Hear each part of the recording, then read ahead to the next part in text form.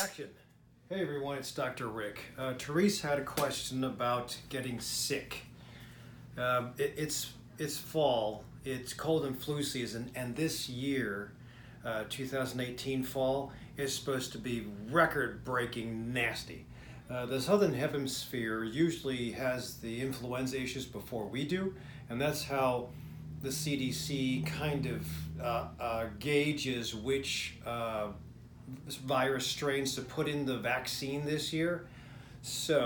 But if this is the first time you're finding me, don't forget to hit the subscribe button down below and the alert button to find out when I do new videos. So getting sick. Now, it doesn't have to just be flu. It can be bronchitis, sinusitis, pharyngitis. It could also be a sore throat or problems with allergies that are masquerading as a possible infection. The bottom line is when you have a fever, then all those symptoms are not allergic. Allergies cause stuffy nose, sore throat, cough, postnasal drip, difficulty with sleep, fullness in the sinuses, but allergies do not cause fever. So when you have a fever on top of all that stuff, you should be into the doc's office to get checked out. Sometimes you might have to be on an antibiotic or antiviral. Viruses like herpes, they shouldn't be coming on this time of year, but sometimes when your immune system suffers, your herpes will blossom faster. But allergies do set you up for congestion, blocked up drainage, and that can actually bring on an infection. When the system is not able to drain, then sometimes stagnant fluid or difficulty with accumulating bad bacteria will hit you, and that's what, again, sets you up for infection. Also, working in close quarters with sick people, schools. We have something that's happening in a place near us called South Elgin. Something's happening. I'm seeing a lot of young people come in sick, and soon it usually is the teachers get sick, and then the adults and parents get sick after that. So you have this wave of influence of infection that spreads from one community throughout the whole community into the next community. It's still hot outside. So we're going to probably have a bad season. And that is why. Now, I don't like antibiotics. I haven't taken, the last antibiotic I took like 10 years ago, the first dose of Z-Pak gave me a terrible colitis. I mean, doubling over. I had to get my acupuncture needles in, colitis. And since then, I have not touched an antibiotic. And I get exposed to infection all the time. I try to mask up as best as possible and keep from spreading with my hands.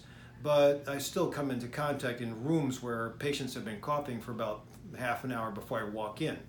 So, if you can't avoid that and you don't like taking antibiotics, this is my concoction.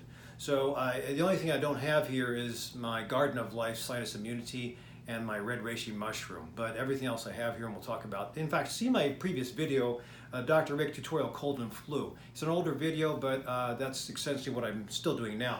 So, the first thing is for the symptoms of sore throat, I love this stuff. In fact, this has changed. Since the last time I did my video, the company, whoever made this, changed, and a patient of mine, Peggy, was able to track down the guy who designed it, and he moved over to this company. But this is mushroom. Mushroom spray with a little bit of alcohol in it. It takes away the discomfort of the throat, and you can't really overdose on this. So I say if you're an adult, you can spray up to 2 sprays every hour to 2 hours if you wanted to. That's not what's on the label, but that's what I usually do, and it takes away the sore throat. If you take away the sore throat, then you can drink and speak longer and more. And if you take away the sore throat, you can eat more. So one of the problems that I see is that when people get sick, they cut out food. And that's probably okay to cut out food. You'll go ketotic, you might lose weight, but you'll have to go through a little bit of a Herxheimer type reaction when you stop eating, and that hurts too.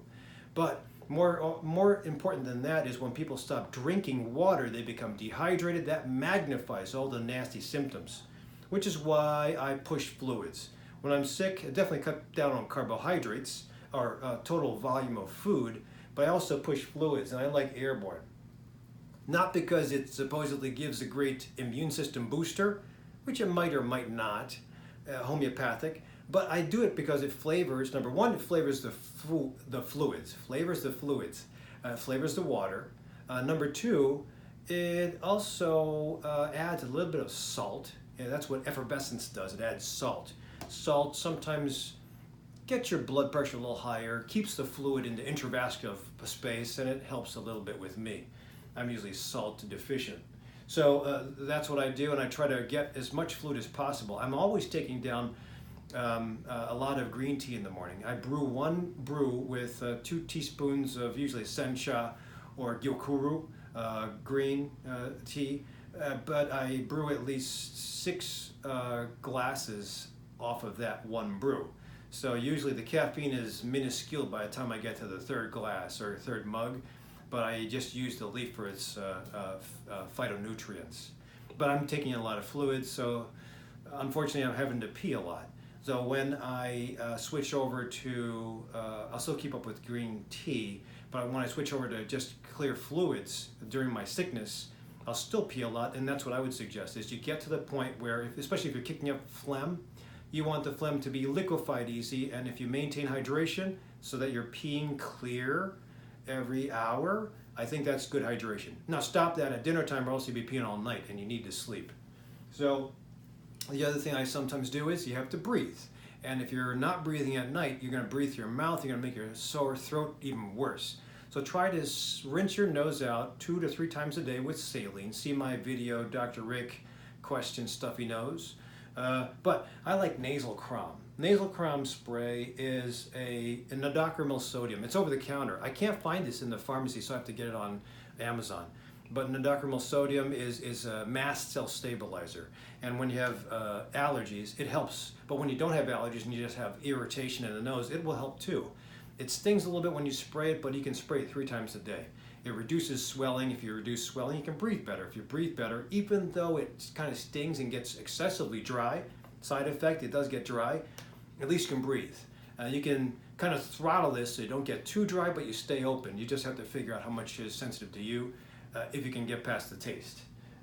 So the other thing I do is I know a lot of people use vitamin C, high dose. Linus Pauling Institute, I think they suggested 5,000 to 6,000 milligrams at a time or per day. I think the information is better on zinc glycinate. So zinc, I think, helps the white blood cells respond faster. It's up to you if you want to do vitamin C or zinc. I think the literature is good with both, but the problem with vitamin C is I tell patients this is how you figure out how much vitamin C to take. When you start having diarrhea, that's enough vitamin C because it's irritant, it's gastrotoxic. Zinc doesn't do that. The only problem with zinc though, and I had a patient that came in, he said he would take his zinc every day for his prostate. You can't do this every day because this knocks off copper.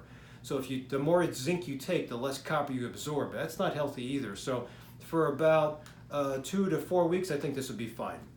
But I only save this for when I'm sick. Also, I think that quercetin is a naturally occurring antibiotic. It also helps with allergies. But quercetin, bioflavonoid, it does help, again, with stimulating white blood cell responsiveness, and it decreases that inflammatory response that the white blood cells call on. Mast cells and white blood cells, when they find bacteria or a virus, they use chemotaxis. They send off chemicals to the rest of the body to start sending the message, hey, come over here, I found something. And all these other cells accumulate, that's why you get swelling. But they also cause inflammation. So sometimes this helps with decreasing the inflammation and effectively improving your immune response. All these things I do, well, except for the zinc, I do everything else 3 times a day. Then comes the elderberry, and then elderberry is, it's what my kids, or at least my young kids, use as far as sambucas. Elderberry is a blackberry. Blackberry also works on helping the immune system, liquefying or helping to liquefy mucus, and 3 times a day, no big side effects. Finally, astragalus. Astragalus is something, and Nature's Way is a really good company. The purple label is, they have 4 different labels, green, purple, and yellow. And with the purple label, they'll actually put on the ingredients, the active ingredient, and this is the one that's more sensitive versus green and yellow. But astragalus is pretty cool. I have astragalus tongue blades from Whole Foods. The Whole Foods in Wheaton, this is from probably 10 years ago. I bought a whole bunch of these. It's essentially, they carved out pieces of the astragalus wood. I believe it's the root. and you put it as a tongue blade, not to actually use it as a tongue depressor, but you put it in your soups, you put it in your teas, and it effectively will get some of the herb into the tea or the soup. And obviously that's at a very, very minuscule dose, but taking it at a high dose 3 times a day would be what I do. In addition to red reishi mushroom by Now Foods, and then that, again, that Garden of Life, sinus immunity. It comes in a box, blister pack, but the active ingredient, the biggest ingredient would be butterbur. Butterbur works to decrease nasal swelling. Nice for allergies too, and it's really good for chronic headaches. I don't know if I take the whole thing in the sinus immunity. I might just, for chronic headaches, do butterbur, 75 milligrams, PA free. You have to have it PA free because that is an ingredient you don't want. It caused problems a long time ago, but at this point most companies will usually test for PA.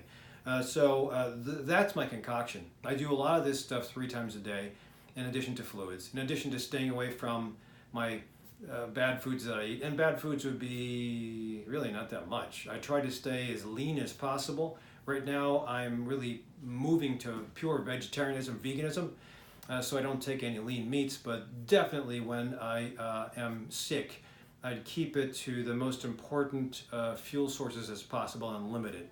There's a cool thing that happens when you don't eat for a couple days, or you decrease your fuel sources for a couple days. The gut stops secreting all of its acids and its fluids, and when the gut stops, you free up a lot of energy. That's that detox effect. When you free up a lot of energy at the 3rd day of not eating your usual volume, you'll actually become energetic because of all that energy that you saved from having the digestive system shut down for a while, which is kind of cool. But you can't do that forever because eventually you're going to need some fuels. So that is pretty much it. If you have any questions, put them down below of stuff that you take for your concoctions. Worst case scenario, I don't have a problem with antibiotics. If you are immunocompromised, or if you need antibiotics, or if you have a herpes lesion during all this time, then you'd be better off taking medicines. If you have nausea and vomiting, you'd be better off taking Zofran prescriptions. I use prescriptions when necessary, but I also definitely use food and supplements when I can, anytime I can. So hopefully this helps. So Teresa, I hope you get better. Everyone else, I really appreciate you subscribing and watching till the end. Otherwise, I'll see you in the next clinic.